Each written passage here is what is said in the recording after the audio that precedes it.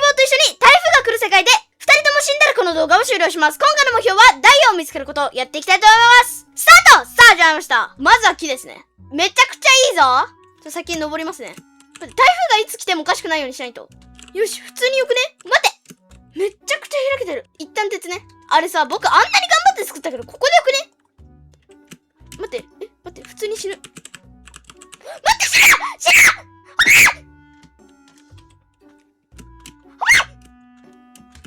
ぬマジで死ぬマジで死ぬマジで死ぬマジで死ぬハート1.5ハート1.5ピチピチピチピチピチありがとうございます。マジでありがとう。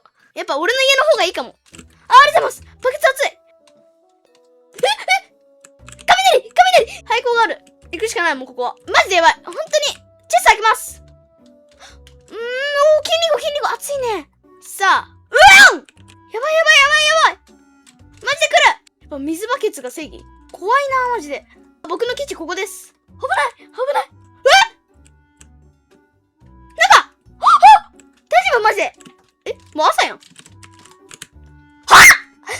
何やってんの。うわ、待ってマジで何やってんの。一旦、ちょっともう、危ないんで出ます。もう一旦出よう。マジで一旦出よう。逃げろ。マジで逃げろ。待って。